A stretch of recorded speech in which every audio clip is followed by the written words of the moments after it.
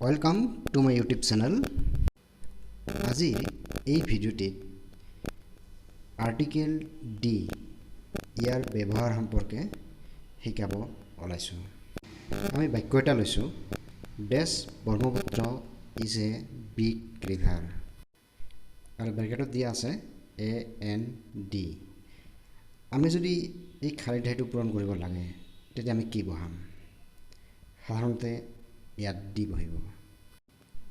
এই যে ডি শব্দটো ইয়াত বহিল, কিয় বহিল, ইয়াৰ নিয়ম কি, কেনেকুৱা ধৰণৰ শব্দৰ আগত ডি আৰ্টিকেলটো আমি বহাব পাৰোঁ, এই কথাখিনিকে এই ভিডিঅ'টোত আলোচনা কৰিব ওলাইছোঁ।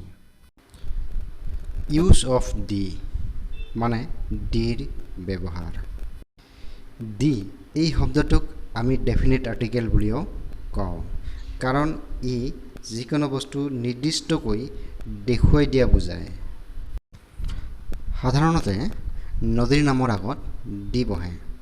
যিকোনো নদী হ'ব পাৰে, তাৰ আগত আমি ডি বহাম।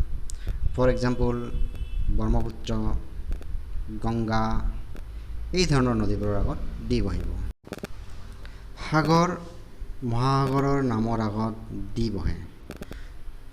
ফৰ এক্সাম্পল এৰাবিয়ান চি মানে আৰৱ সাগৰ, পেচিফিক অচিন মানে প্ৰশান্ত মহাসাগৰ, এইবোৰৰ আগত ডি বহিছে। পাহাৰ পৰ্বতৰ নামৰ আগত ডি বহে। ফৰ এক্সাম্পল হিমালয়া, এখন পৰ্বতৰ নাম, গাৰো হিল মানে গাৰো পাহাৰ। যিকোনো নিউজ পেপাৰৰ নামৰ আগত ডি বহিব।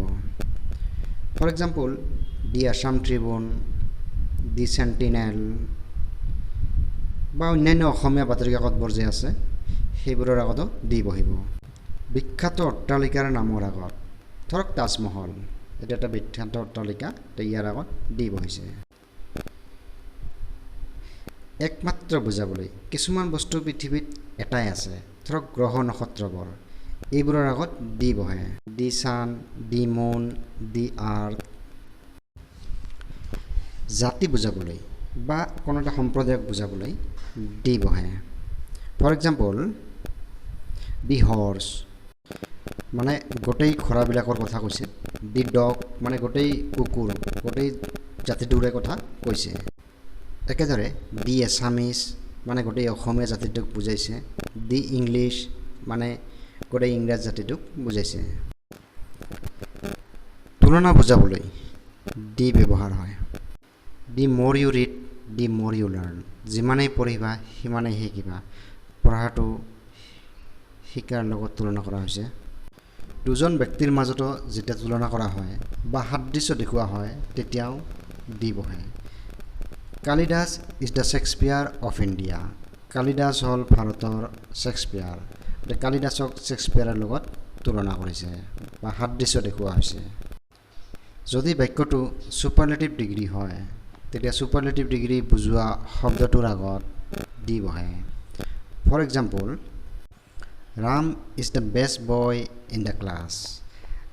ইয়াৰ যিটো বেষ্ট আছে, এই বেষ্ট শব্দটোৰ আগত ডি বহিছে, কাৰণ বেষ্ট শব্দটো গুড শব্দটোৰ ছুপাৰলেটিভ ডিগ্ৰী হয়।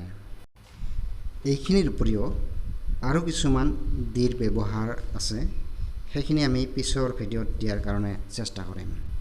ধন্যবাদ।